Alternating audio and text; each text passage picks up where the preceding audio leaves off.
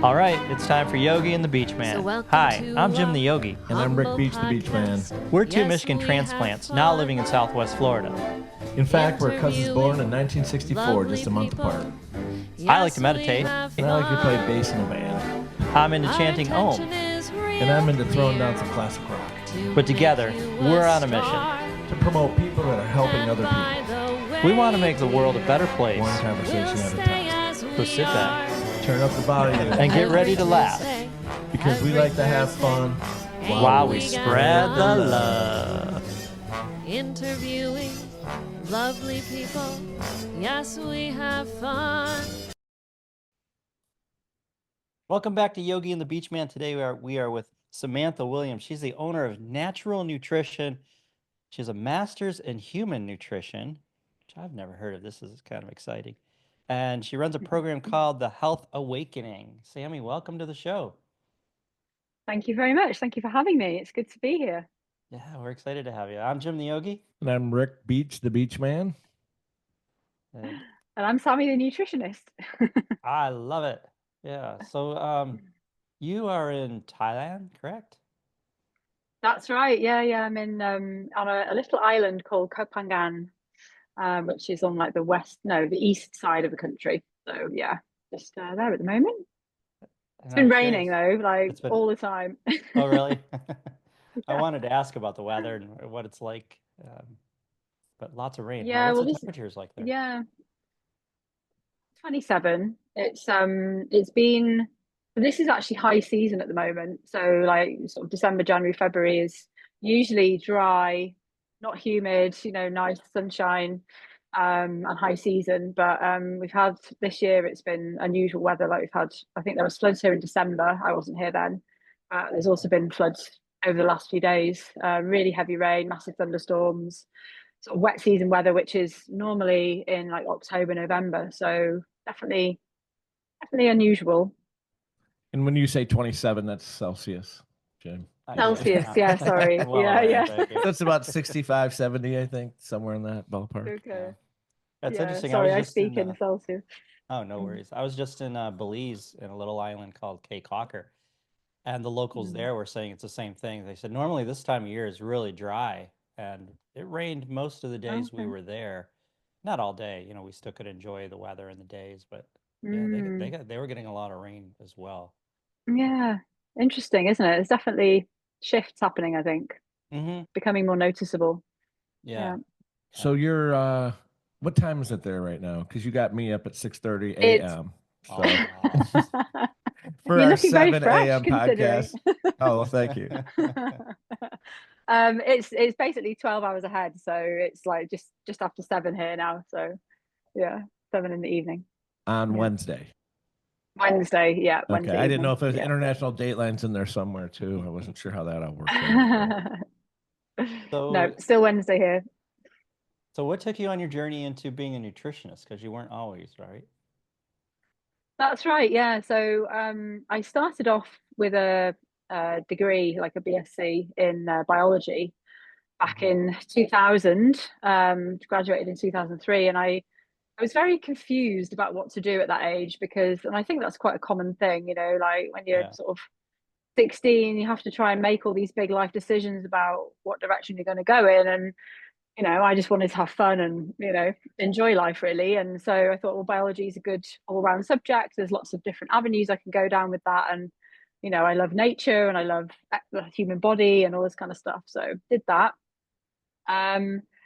The other thing that was kind of going on in my life at the time was I'd been a competitive swimmer as a young person. So sort of from the age of 8, I was swimming training in the morning before school and after school. And then, I was doing triathlons as well and got selected for the British juvenile team when I was 14, was training for that, which is, pretty intensive because you're training for 3 different disciplines. So takes up a lot of time.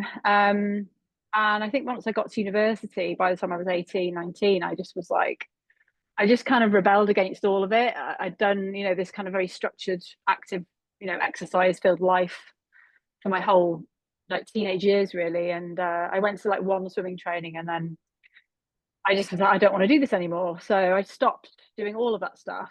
And I discovered partying and I discovered clubbing and going to raves and that kind of stuff, and absolutely loved that. Sort of started smoking a little bit and drinking and all that kind of stuff, and I lost a lot of weight really quickly because I was just dancing a lot and all that kind of thing. So and that kind of like That's over time, like Can I the stop you for that? That's kind of yeah, interesting sure, because I was yeah. imagining, stopping all this training. I'm thinking, oh, she probably gained a bunch of weight, but like, no, you're more active with dancing and moving. Yeah, but it was also like around the time that I started to develop quite an unhealthy relationship with food as well, because we would, me and my friends would be out all weekend and we wouldn't really be eating much, and then in the week, you wouldn't feel like great, so kind of my eating kind of started to get a bit disordered around that time, and I'd already kind of had like signs of like a bit of an unhealthy relationship with food and my body anyway, because my Mhm. swimming coach had told me that I was too fat when I was 8 years old, which Your had coach told stuck you with you were too me. fat?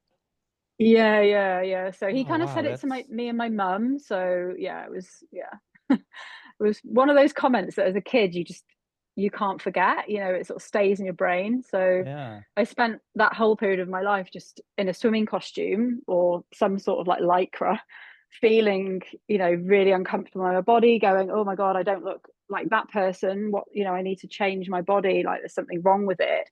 Um, and so as I kind of lost lots of weight, people going, "Oh my God, you've lost loads of weight, you look so good," blah blah blah. And that just kind of made me like that perpetuated that behavior. So I ended up like with an eating disorder basically, which I lived with kind of on and off actually for about 20 years. Kind of had periods of my life where it would be there and I'd be really like focused on it. And then other times when I was probably happier in my life where it was not such a big part of my life, but it was always there in the background. And then I was a teacher, so I was a biology teacher for a while. Did that for about 15 years, and that brought me out to Asia. So I was working in London, and I got offered a job in Bangkok at an international school teaching science. And I'd always wanted to live abroad; like it had been a big dream of mine as a young person. And I'd got divorced in 2015, and one of the reasons was because I wanted a more traveler, like global life, and my ex-husband Hmm. wanted a more stay at home kind of life. So we separated, and I guess that was like my dream coming true. So I moved out to Thailand in 2017, and I worked at an international school for 3 years. And it really renewed my faith in teaching. I don't know what it's like in the US, but it's in the UK, it's not really a respected profession. It's sort of seen as something that, like, there's always this phrase of like, if you can't teach, like that was kind of around, and that's a very sort of negative connotation. Hmm. So yeah, it just I guess it was a job I always thought I'm not going to do this forever. But when Yeah. I went to Thailand, I'd rediscovered this whole other side of it where the kids in Asia are really keen to learn, they really value education. It's a respected profession amongst the community, and you really, because you're helping people, they really they love it, they think it's a Hmm. great thing to do. So I had a very different experience doing that, and it was sort of around the time of COVID that my eating disorder was like quite bad, because I was like isolated at home on my own, wasn't seeing anybody apart from the kids online. um, and it was sort of that around that time that I was like, right, I need to do something about this, because it's sort of not getting better. And I was like 39. I was like, I'm going to be 40 soon, and I don't want it to carry on in my life. So you're in Thailand and you're having a poor eating habit there. So Yeah, I, still, I'm yeah. sure the UK grocery stores are very similar to the US grocery stores, where they're full of toxins throughout and very little healthy food. We joke, Rick brought this up from a congressional setting where they said, ask the grocery store people, like, if a small section of your store is health food, what's the rest of the food in your store? Is that what it, Yeah. but I imagine Thailand not to be that way, but maybe I've never been there. What's it like in Thailand? How did you have this um unhealthy there's a eating disorder? massive Go Well, ahead. there's a massive mishmash of different ways to buy food in Thailand. They've got the wet markets, which is where they've got all the live animals and all the fresh produce. So if you want, you can go there, and it's very, very cheap to buy produce from there. But they've also got on the other end of the scale, you know, Western supermarkets, which have all the usual stuff that you'd probably see in the UK or the US or the Western countries. So there's this kind of different, you know, different levels, I guess. Mm-hmm. But it was more for me, it was more about like the relationship with my body that was not very good, and it manifested itself in me wanting to like restrict food. I became vegan like for quite a long time, and I was like, it was just basically an excuse for me to kind of cut out loads of food. I would like over exercise and sort of just become very like obsessive over that kind of stuff. So it was not so much to do with the availability of food around me, it was more to do with like how I was feeling about myself and my body. And Mm-hmm. that just became really polarized during COVID, like because I was, you know, in this little flat on my own kind of, and I was like, God, I'm like so obsessing over everything. So, It's so draining. just to clarify, prior to COVID, you're in a classroom setting with, Yeah, and do you yeah. obviously you must speak Thai? No, No, okay, no, it's an but internet. No, a little bit. Nit noi means a okay, little bit in Thai. Um, no, I was teaching at an international school, so okay. it's all the like British curriculum. You know, there's American schools, there's Australian schools, there's, you know, British schools, there's all that kind of thing goes on in big But cities in Asia because but when COVID yeah, hit, sorry, then go on. basically you had the same response over there as we did here, which was just total Lockdown. insane stupidity.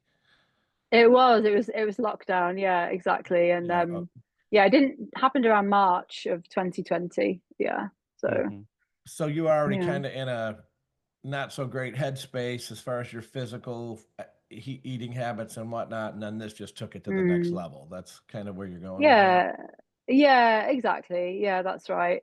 And that sort of drove me to like sort help. I went to see a Western doctor and she just wanted to give me medication. So Imagine I that. had like some problems with my periods. Yeah, I know, how weird. I had some problems with my periods and you know, they weren't happening basically. And yeah, she just like have this progesterone pill, it'll make them come back in a bit, you know, in a couple of weeks or whatever. And I was just like not satisfied with that at all. So decided to go and seek an Ayurvedic doctor who's like the old Indian medicine. Mm-hmm. And she gave me like a meal plan for 2 weeks based on the makeup of my body, which are called doshas. Don't know if you know anything about that.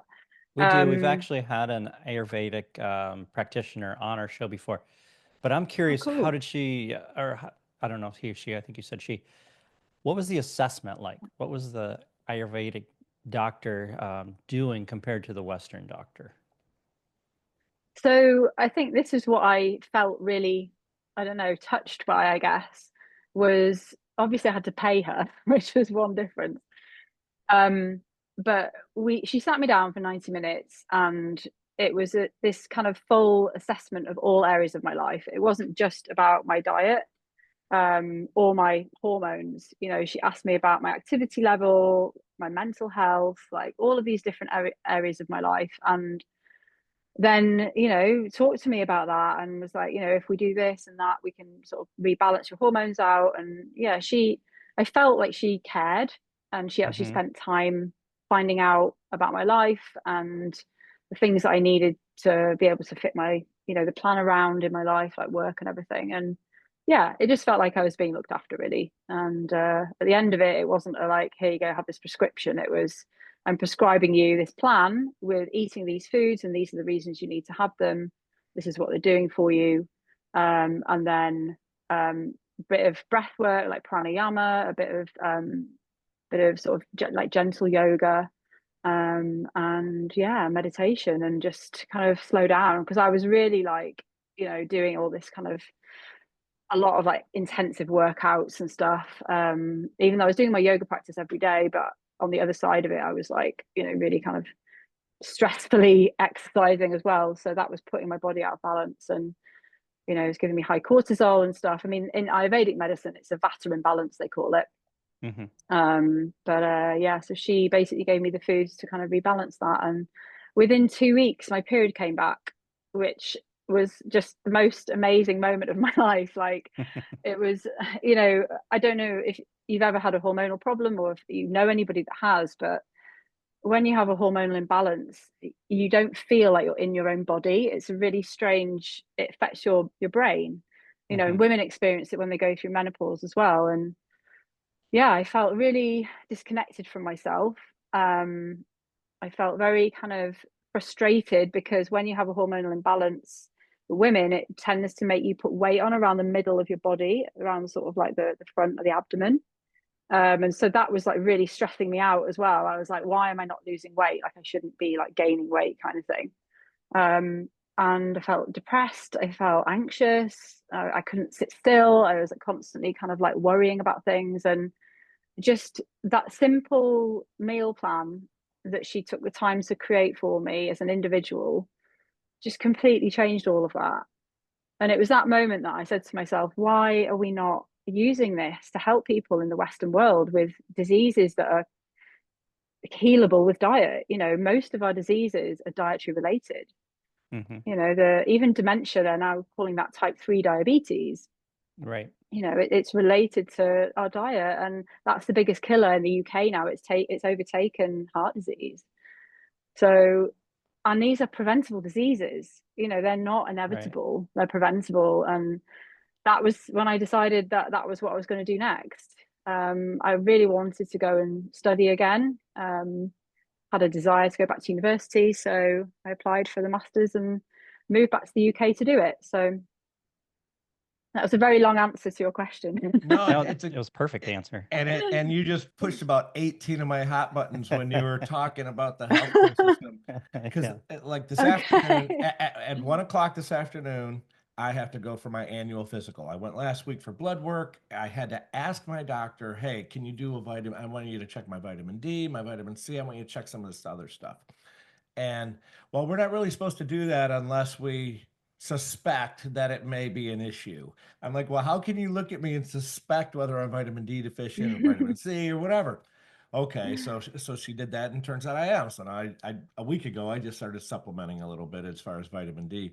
But you said that this lady took 90 minutes with you. I'm going Yeah. for my annual physical, and I'm pretty healthy most of the time. And I bet I don't get. I'd put the over under at about 12. That sounds about Really? right. Okay. Yeah. Yeah. I would think. Yeah. Mm. I recently did some research, and there's some doctors in our area like her that will take, and I don't know if it's called Ayurveda, but they will literally take, 90 an hour, 90 minutes, interview your lifestyle, talk about how you eat, blah blah blah, and put together a health plan. The your doctor who just wanted to give you the hormone treatment, they put together a sick plan so that Yeah. really it's Yeah. the because it's their job to keep you on pharmaceuticals. That's why And, they're trained. and if they're not on the big Yeah. pharma train, first of all, insurance won't pay for it. You can't go to your health Mm. doctor and have your insurance pay for it. So when I checked this guy out locally, a first assessment's like $700, and then it's $180 a month. But you're out of but my job pays for my health insurance. So I'm looking around, Mm. I'm pretty healthy anyway. I can do a lot of this on myself. And thank goodness I meet people like you through the podcast where I think I can do a lot of this myself. But there's so many, and Yeah. I think once COVID started, the the confidence in our healthcare system by so many people was just devastated and destroyed. So it's Mm-hmm. good that we're waking Mm. up, we're looking at different Yeah. alternatives to get healthy instead of being in the healthcare system, which is a Yeah. never-ending Yeah. money suck. Mm-hmm. Yeah. I mean, I always call it healthcare, and Right. it's really Sick it's care. sickness Oh, for maintenance. sure. Actually, it Sickness maintenance. I like maintains that better. people. Yeah.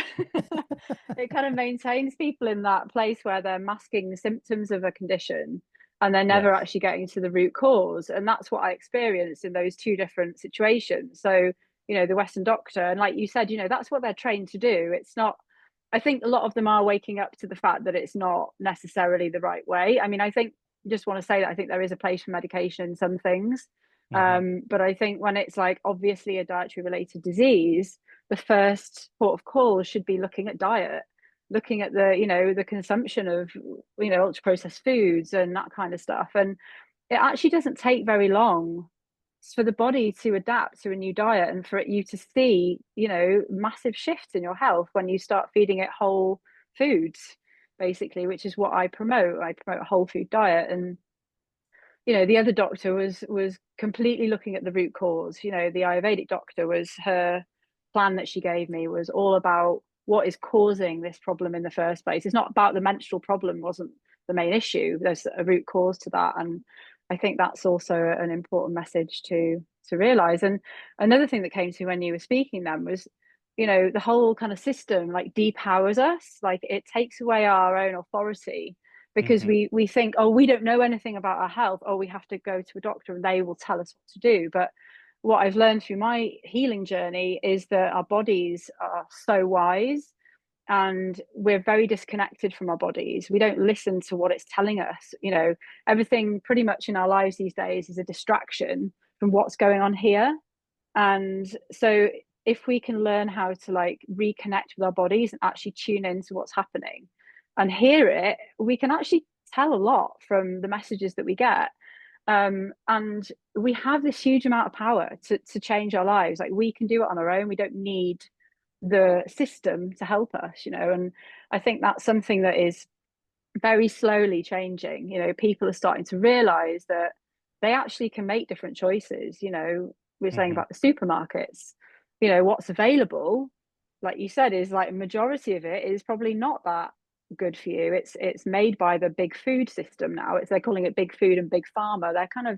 They're interrelated. You know, the food keeps you sick and the farmer keeps you sick. You know, and you Yeah. need them. It's You know, they're true. sort of like it's a feedback. So you know, if you can step out of that food system and go, I'm going to make different choices, because now I'm empowered with knowledge around what I'm supposed to be eating, what makes me feel good, what my body's asking for, and I know the foods that don't do those things, then you can make different choices and stay out of that system.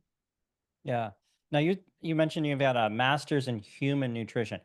So what are Yeah. we supposed to be eating? I mean, if you say, okay, here's like, if you put an animal in a zoo, they figured out what it needs to eat and they give it so much percentage of, you know, greens and vegetables and so much percentage of protein. What are humans supposed to eat? Well, humans are hunter-gatherers. So, you know, we're living in a very artificial world these days. You know, we're actually adapted to live in nature. And, you know, we would eat a diet that was a variety of different things. And obviously, depending on where in the world you are. And what's So, you available and know, what's lots ripe. of plants, berries, seeds, nuts, that kind of stuff. You know, whole like grains and things are obviously something that we farm, but whole grains are very beneficial for, you know, for fiber and things like that, for the gut microbiome. You know, occasional protein like from meat, but you can get protein from other things. I mean, everything is literally made of protein. So thinking that, you know, when you eat a plant it's not giving you protein is a bit of a misconception. But that's also fueled by the diet industry and the supplement industry to make people buy their products. So it's whole foods. So it's a diet that's rich in things that have not been tampered with very much. You can't actually eat a non-processed food. There's no such thing, because even just pulling a carrot out of the soil and washing it and trimming it, that's processing a food.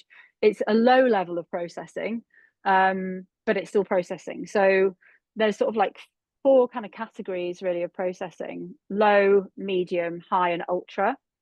And you want to kind of avoid as much as you can the high and the ultra processed foods, and focus mainly on a foundation in your diet. I always tell people 80% needs to be on the whole foods. And then, you know, there are times when you're going to have more processed foods. You know, you've got to be realistic as well. You know, we're living in this world. We're not just going to suddenly go back to living in the forest again. But, you know, having a foundation of whole foods is really important. And so that is going to give you enough fiber, which there's a huge deficit of fiber generally in the diet. Most average people in the UK have about 12 to 15 grams a day. They should be having 30. And it's similar in the US as well. You know, and that is causing problems in the gut. So poor gut health is leading to poor immune system health, and also mental health as well. You know, 90% of serotonin is made in the gut. And when you're not having enough fiber, your microbiome is starved and it can't produce the chemicals it needs to be healthy.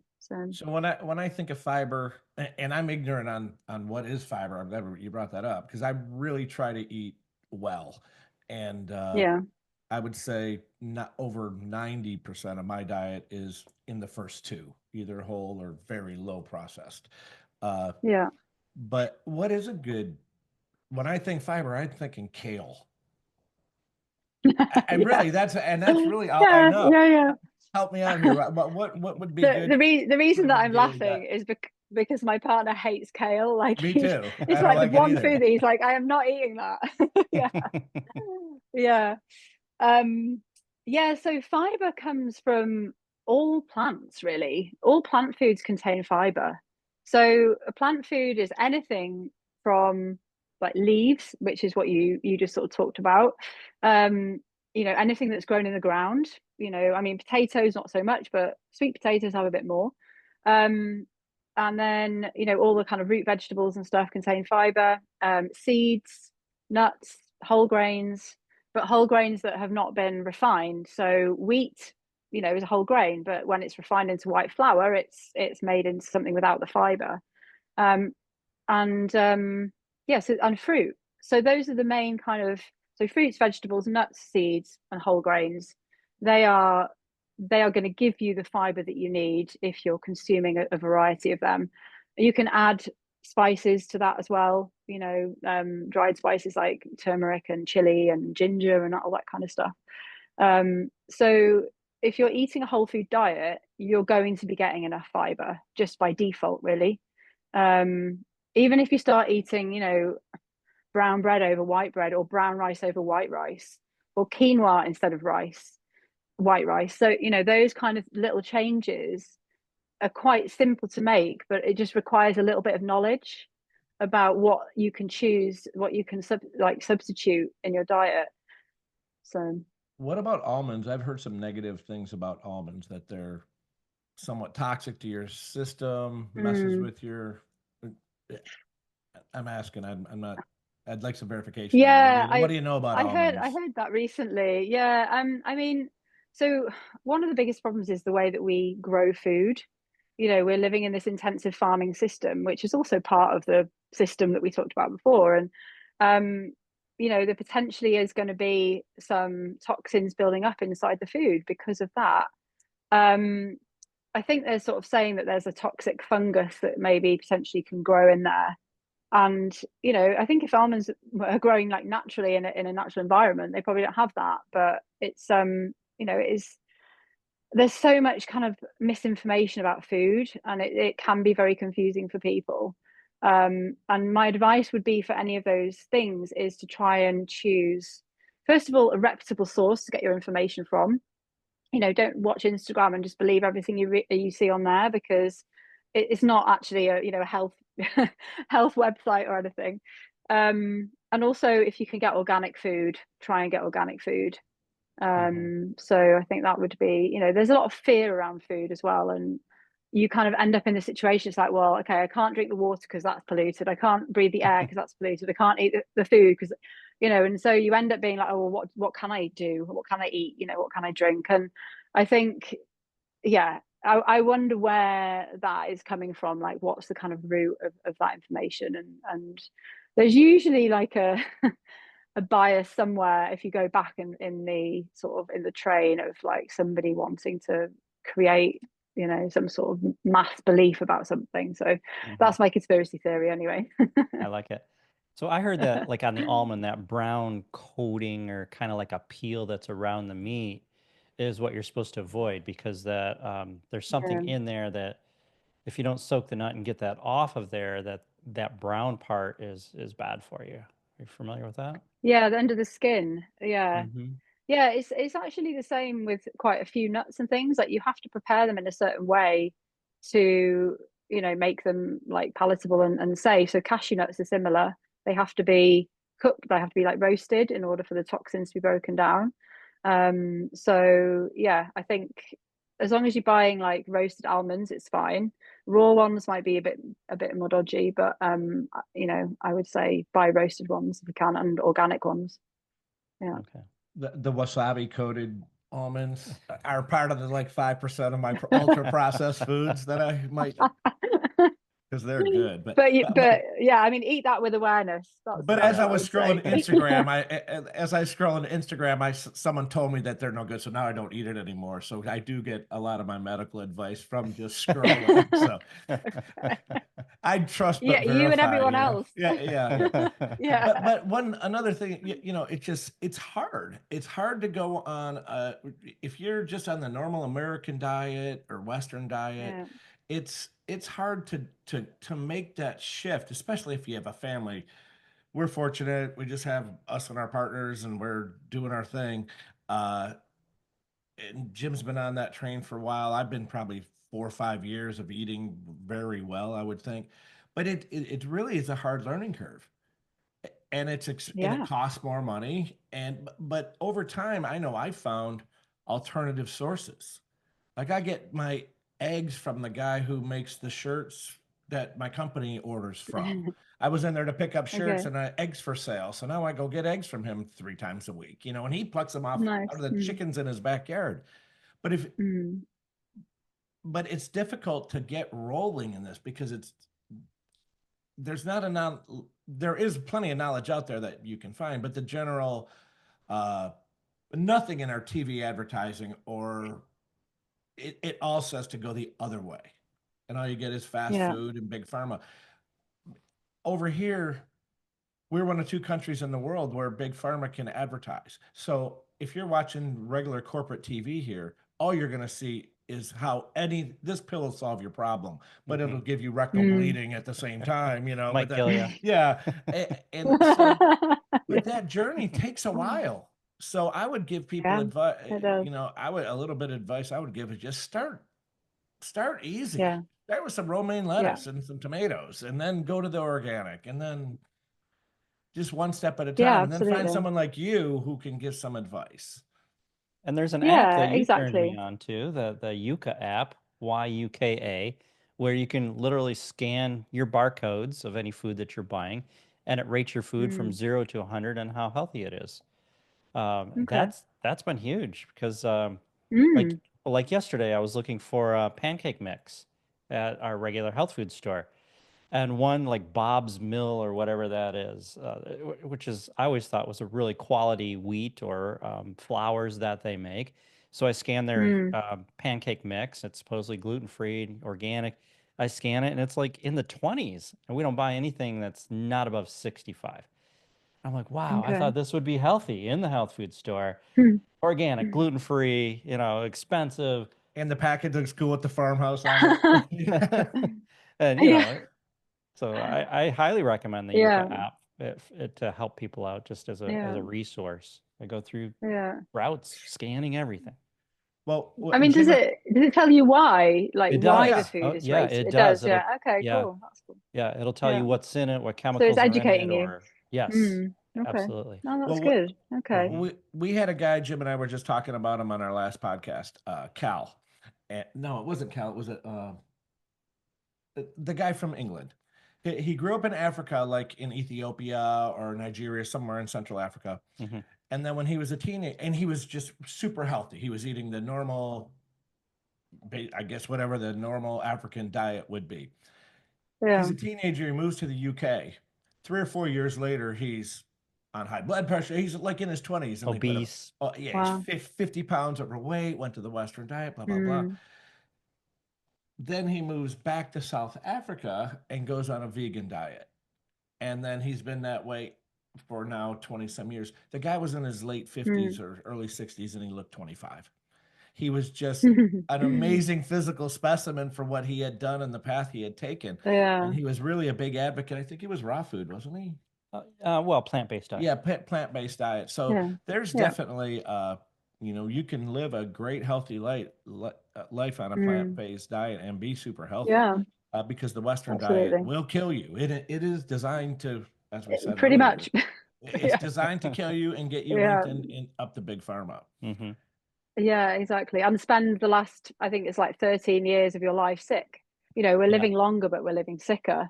Yes. So, great to have a long life, but if you're sick for, a quarter of it, well, that's not really that great in terms of quality. So, but yeah, I mean, I work with people who are in that category that you just described, really. So pre-diabetic, type 2 diabetes, like metabolic syndrome is a condition which is a collection of those symptoms. So most people will have, not just one symptom of a metabolic problem. So if they have pre-diabetes, they might also have high blood pressure and like high LDL cholesterol, for example. And if they have three of these like markers, then they're classed as having metabolic syndrome. So the other markers are high triglycerides in the blood. So it shows that the blood fat isn't clearing properly. Obviously high fasting glucose or pre-diabetes, but type 2 diabetes as well. And a low HDL cholesterol, which is the sort of, in simple terms, a healthy cholesterol.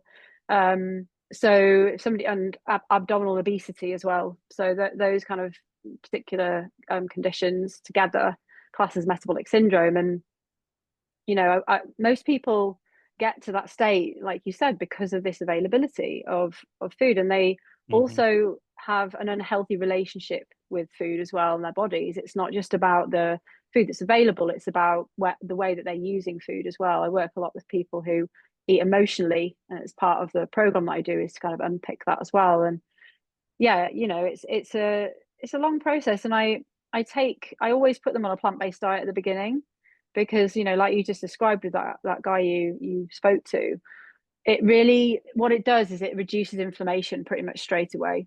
And inflammation is generally the root cause of most of these diseases, particularly anything that's in the metabolic kind of area to do with how your body's processing food. And so if you have high inflammation, it can lead to things like swelling in the body, and you might not even notice you've got it as well. It's low level, so it's low level, but it's chronic, and it's happening over a long period of time. So it might start, actually, most people, it starts in childhood, and then it's gradually, it's there in the background through maybe your teens and then into your 20s, and usually sort of like you described with that guy, by the time you get to your mid to late 20s, you're really seeing like the symptoms showing physically in the body.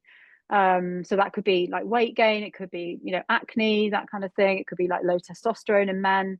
Lots of these symptoms are all related to this kind of metabolic imbalance that is caused by low level inflammation. So by getting my clients to work initially, not all, some of them stay on it, some of them start it and they feel so good that they stay on it.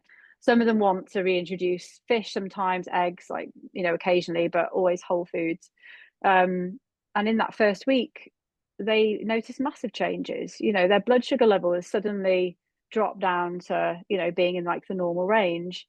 A lot of them are taking things like metformin, glycoside, that kind of medication to reduce insulin and all that stuff. And a lot of them will come off that medication by the end. I'm not a doctor, I don't advise that, but they will speak to their doctor about doing that, because a lot of them don't want to take medication for life. And they realize, they see and they experience that they can manage it with their diet. They can change the foods they're eating, they can still eat fruit. They're still getting sugar in that form because it's a whole food, so the body doesn't process it in the same way. It's full of fiber, it's full of other phytonutrients as well, like the plant's kind of immune chemicals, really. So the plant-based diet is absolutely, should be the foundation of the diet. That's what I preach, that's what I do for myself, that's what I've convinced my partners to do, and also my parents. They didn't need much convincing, to be fair. So it really is, and it makes you feel good. Like, you can feel shifts in your body when you go from being in that very unhealthy space to suddenly making that change. And just going back to what you were saying before about where to start, well, that is the place to start, really. I think you might need some support with that and a bit of education around how to do it, but if you can start having like vegetarian days in your week, start having plant-based days, just have one a week to begin with, like one day where you just have only plant-based foods. And I'm not talking about vegan foods, because they're highly processed. Usually it's probably better for you to eat a beef burger, depending on where it's from, than to eat like a vegan burger, which is full of chemicals and not a natural food at all. So yeah, so kind of just making that shift one day a week could be the answer to it. I've got like a free like little detox plan that I have that is free that people can access if they're not sure what to cook, not sure what to prepare. You know, there's a few recipes there that they can try. And it's just making that first step and noticing the changes that you see and feel in your body. I want to share a little story. You talked about inflammation. Um, I was vegetarian for 20 some years, yoga instructor doing a lot of yoga every day, very fit, mountain biking, running, you know, just in my upper 40s, just at the peak of my life, super healthy, but waking up every single morning with joint pain. Just thought it was part of life. I had no idea. And Mm. a manager at the time, somebody in our morning meeting said, "Hey, John, why don't you eat gluten?" He said, "Oh man, I noticed I was getting a lot of joint pain, and I cut out the gluten, and it went away." So that triggered a change in me. I immediately stopped eating gluten for a while just to see. Within a month, I'd wake up, absolutely no joint pain. I haven't had it since then. So that the way we process wheat in this country is just messed up compared to how they do it in other parts of the country, and it produces all that gluten, which then produces all that inflammation, and then creates pain. And we either live with it unknowing, or we're going to the doctor and saying, "Hey, man, I got this joint pain. Oh, let me give you this script. Take this pill," which then leads to other Yeah. side effects. We know that train, but Yeah, yeah. yeah. The other thing I want to mention is I'm actually getting more and more concerned about the awakening around food for this reason. If 50% of the people that started going to the grocery store went to a plant-based diet, went to a whole food diet, there wouldn't be enough food in the grocery store after a week. We literally don't produce Mm, food in a way that's sustainable to eat right. Well, that is mm, happening, and I'm a believer in that in market forces. yeah. And if more people would go to a much healthier, less processed food diet, whether it's 100% plant-based or organic beef or non-GMO chickens, or it doesn't matter what it is, the market will make that work. Yeah. Processed foods will go away, hopefully, or become lesser in the American or Western diet, and organic and better, healthier foods will come down in Hmm. price because then it'll be incentivized. But as long as we have the corporate structure we have now, there will that's Mm, a we're just fighting an uphill battle against the propaganda of big pharma and big food. So you're indoctrinated from the time you're watching Fruit Loop commercials on Sesame Street that this stuff is good for you. Hmm. But you're right, Jim. There is a huge awakening, and I know I help spread that word and us together in this podcast. But even if there's anything I preach, and I try not to preach to my buddies and stuff, but it's just about eating right. How Hmm. can you eat? Go to the grocery store, fill it up with boxes of mm, plastic and process. Hmm. Because if I can't make it in my kitchen, I'm not going to buy it. I'm not going to buy jalapeno poppers that all look at cheesy Yeah. stuff and all that Yeah. stuff. Uh, yeah. Well, I have a lot of hope. You have a lot of belief in it. I have a lot of hope in it. But what I've seen over the last 20 years, there was a big push towards organics. Well, then the market started taking over labeling, and with the words like natural and organic, they changed the Mm, organic standard where you can still spray it with a bunch of pesticides. But if they're below a certain level, and who's out there measuring in the fields, I don't know, then it's safe to call it organic. So there is mm, market things that are happening, but what's happening on the other side is now those corporations are like, "Oh, well, we'll call this organic, and we'll call this natural, and we'll call this healthy." And so they haven't changed a lot, but we've had business as but usual for they're mm, tricking us again. People are you're going to the store and they're saying, "Oh, this is organic," and like that yucca thing and I you did with scan I it. don't Yeah, I you was just gonna. scan it, and it's crap. It's terrible for you. Well, that's because as we can beat this horse. It's all about the money in Hmm. politics. Hopefully, with this new administration and RFK coming in as the Health and Human Services, he has said that he is going to get truth in labeling and take out, organic when it's really not. Hmm.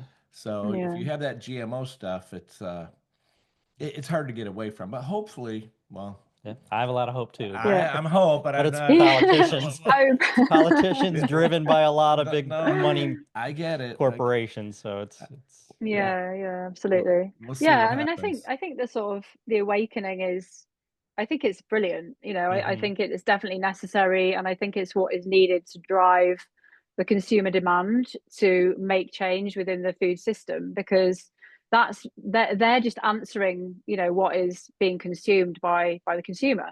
And Mhm. people are just buying these ultra processed foods at the moment because they're cheap. Well, they're perceived as cheaper. I think if you looked at it in like a longer term picture, it's not cheaper because you end up spending X amount on healthcare at the end of your life. But Right. you know, and actually a bag of lentils versus, you know, a McDonald's Happy Meal, it's probably actually cheaper to buy a bag of lentils and you can feed yourself for, you know, 4 days on that. Whereas, you know, anyway, I don't know how much a Happy Meal is because I've not bought one for a very long time. But yeah, I think the misconception about healthy food being expensive is also a bit of a dangerous one, because it's actually cheaper in the long term. And you know, You're we don't, I 100%. know we don't think about long term things generally, but we want it now, don't we? But And there's yeah, some things that people buy with the standard American diet that they can cut back or eliminate that are expensive that offsets that. yeah, yeah, Expensive meats, absolutely. if you cut down on Yeah, those, alcohol consumption, yeah, cut down on that. yeah, So there's lots yeah, of ways to reduce your food bill exactly. so that you can eat healthier, paying the same Yeah, amount. yeah. And also in America, you have to pay for your medication, don't you? Is that right? It depends It's on slightly different your here in the UK, insurance. but Depends on your okay, insurance. okay. Yeah. Yeah, you know, so if you are paying for medication, you know, every Hmm. month, that can be what, like $100, $200 a month. You know, if you could just stop taking that and spend that on the food instead and feel better about your health and yourself, you know, Hmm. you can't do that straight away, but you know, in 3 months, you could do that. You know, I witness that with my clients all the time. You know, they make huge shifts in their health, and um, yeah, I think we need this awakening. We need this like new desire for people to be healthy, you know, and it's essential that we are uncovering these things about the system, and that people, we're raising awareness about the system, because you know, we're all in it whether we want to be or not. You Hmm. know, I'm trying my best to be out of it, but you know, I'm still in it to a certain extent. But yeah, for me it always goes back to education as well. Like if you're educating yourself, you don't have to have a master's in human nutrition. You can just, you know, read some articles, you can work with a nutritionist, you know, you can find information out about what the foods that are good. And it is quite difficult to sift through it, I must admit, but Hmm. you know, I think there are certain places where you can find, you know, quite basic information. Like, I mean, I'm not sure in the US, but in the UK, you know, the NHS website, we've got the National Health Service in the UK, and you know, they do have very good information on there about, you know, the 5 a day message, which is eat 5 pieces of fruit or vegetables a day. And you know, a lot of the guidance on there is based on the most up to date research in nutrition. You know, it's not just plucked out of the sky, it's really kind of properly researched. And you know, if people can just, if they somewhere to start, just look there. I Yeah, don't know if you have a similar thing in the US that people can use. we do. The USDA has put out um, a nutrition list on what you need to have nutrients in your body. Mm, Um, and then they followed that up with the food pyramid, which is now my plate, mm, which is totally yeah. contradictory to what the USDA has put out to have the proper nutrition for your body. Yeah, So you have to be Yeah. careful. you might have some Yeah, belief you in do. the UK healthcare or government. I mean, as far as what the health NHS. registry, Mm, but that's the last I would. The last place I would go is the United States government website Hmm. for that. okay, fair enough. But there's so much more. I mean, Mm, and I'm not saying that sarcastically. I mean in all honesty, yeah, that there's so many independent sources that you know you can trust, and I'm yeah, not so sure you can yeah. trust any of the government sources on this side of the ocean. That's No. for sure. Okay.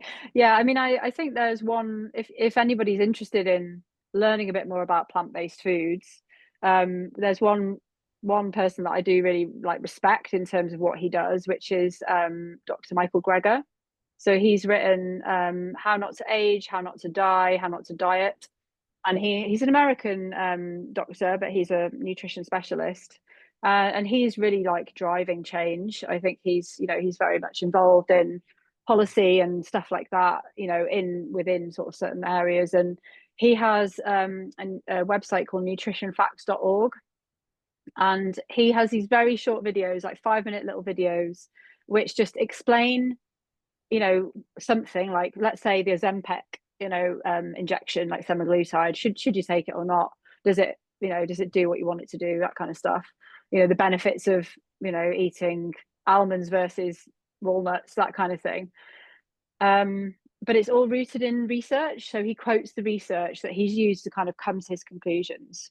And my background is as a scientist, and so I also believe in anecdotal evidence and sort of personal experiences and things. But for me, like, if you can make a claim about something and back it up with research, I think that's a really good place to get your information from.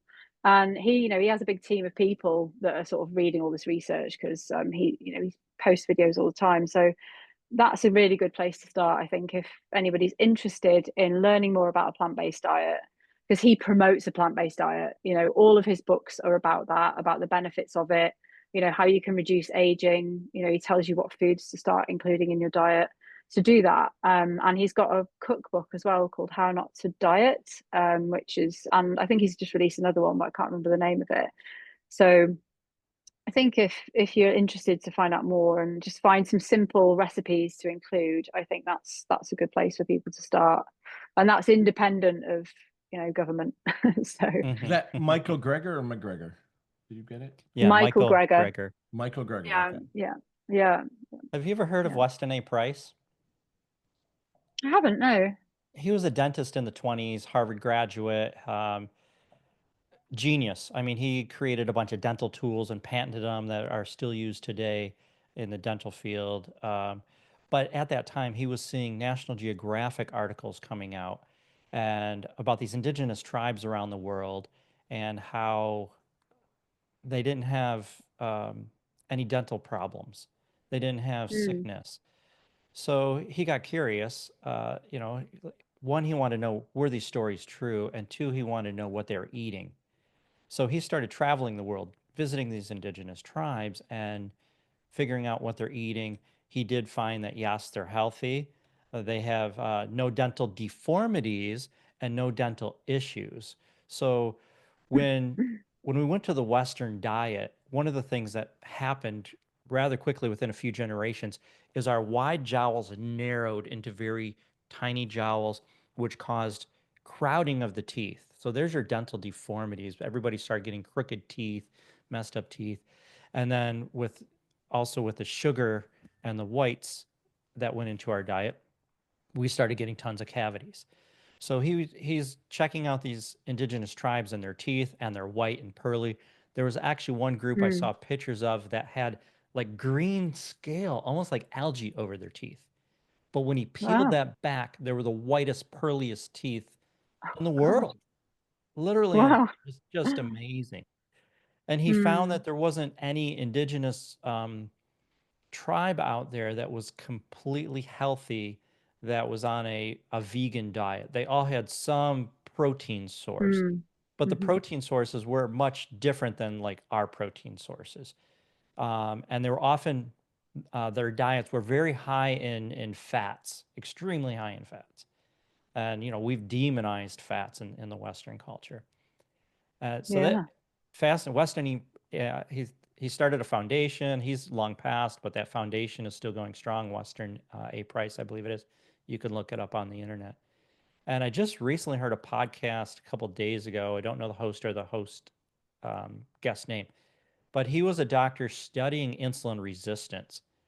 And he was talking about all the health issues just because of insulin resistance and what it's causing. And like you mentioned, it's now linked to Alzheimer's. They're calling that a type 3 diabetes. It all has to do with insulin resistance. And he made mention to the fact that the pharmaceutical company created a drug. They noticed it lowered the quote unquote bad cholesterol. So they really demonized this cholesterol and started selling this medication, putting everybody on a statin. to lower this quote unquote bad cholesterol.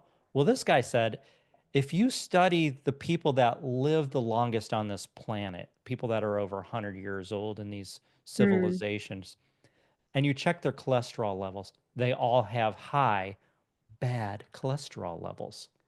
I'm gonna get yelled at in 5 hours. I'm gonna get yelled at for my cholesterol at 280 and tell them I have not taken your statins ever. Mm. And I mean, No.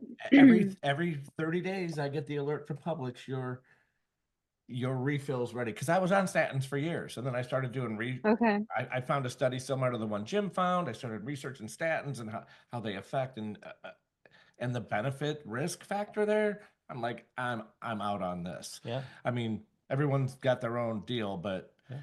I've really tried to get out of the well, I am Yeah. out of the Yeah. And out of the big pharma game. this guy's point also was like, okay, bad cholesterol really isn't causing heart attacks.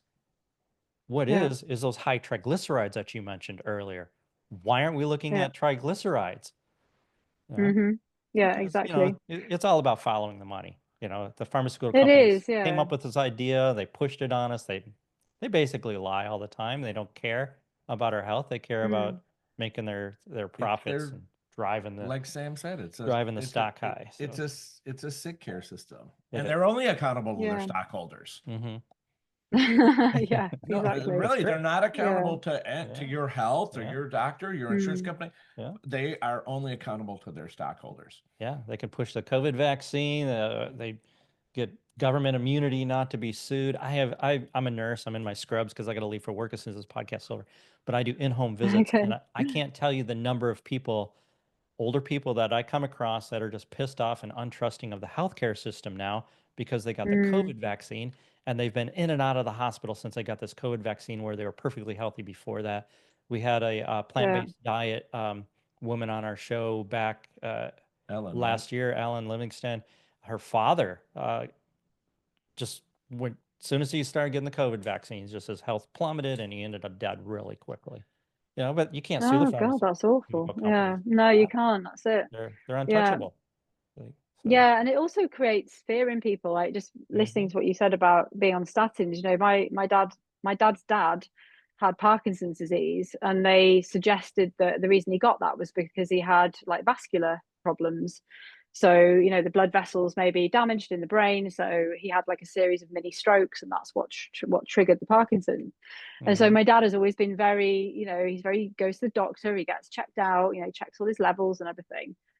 Which I think, for a guy of his generation, I think is quite unusual actually, because he's sort of 77 now, and he's very like vigorous with his health.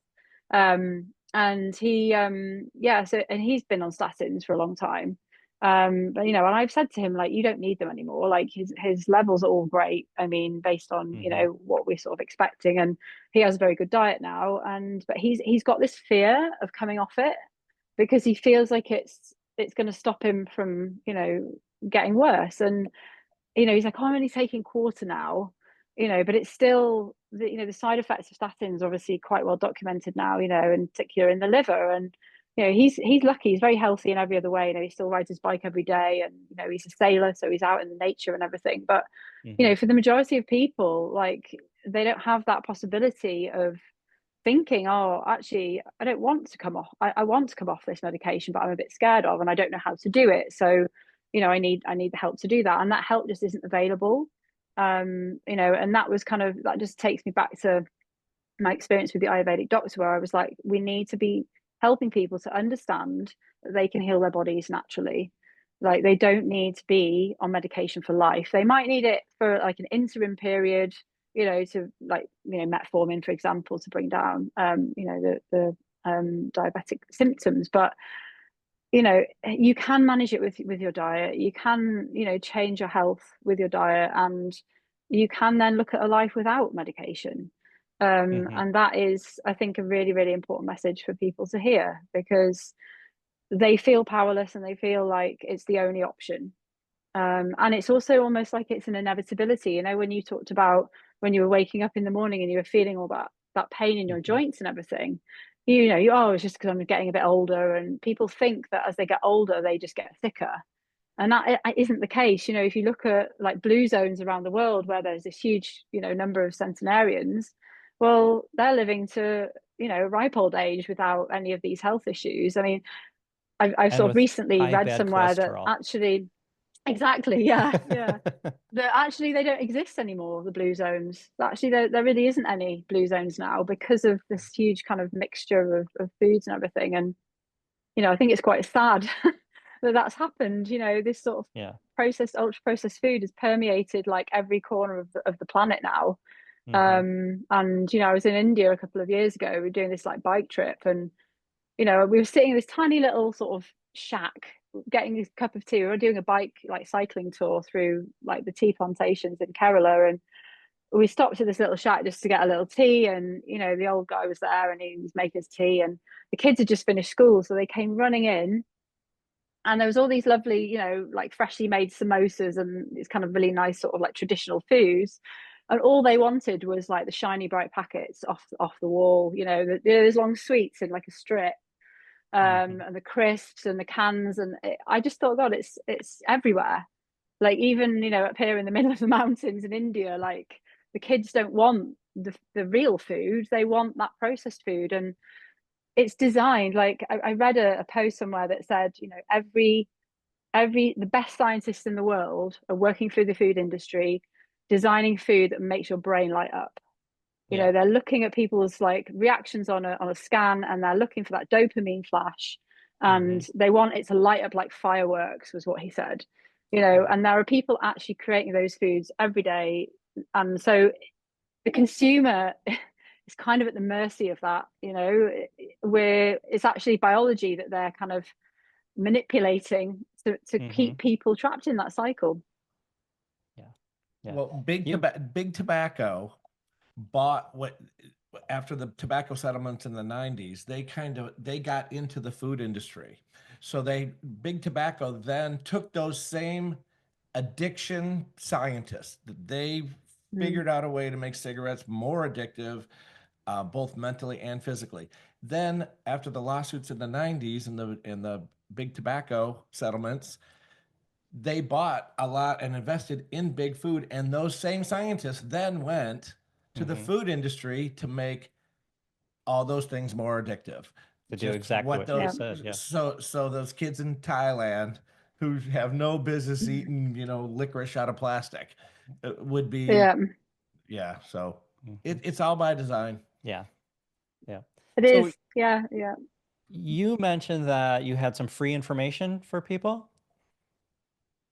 Yeah, so I've got a 3-day free detox plan, which is basically Okay. a plan of like times to eat the foods, a little bit of intermittent fasting to kind of introduce people to that if that's something that they want to try. And it also just helps. Intermittent fasting is a great way to just reduce your feeding window.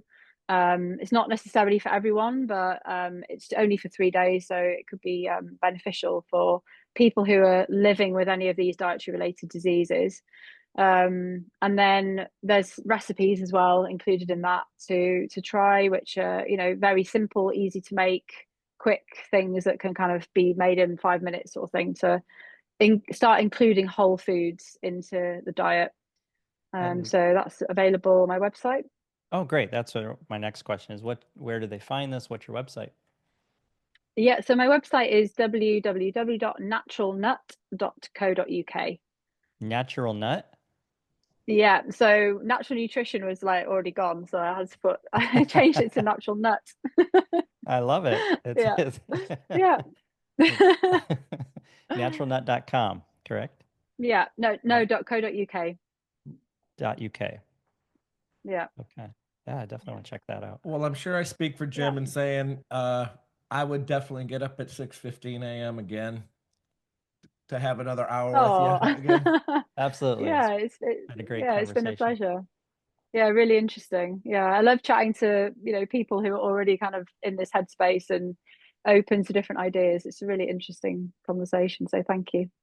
Yeah, thank you. We appreciate you being on our So show. we can bug you again in a few months and you'll come back and see us again. Absolutely. Yeah, anytime. Yeah. Sounds great, Samantha. Hey, it was a really great hour. Thank you so much. My pleasure. Thank you too. Absolutely. You take care. Take care. Bye. So if you just listen to this podcast and you appreciate the content and the work that we're doing, we would love your support.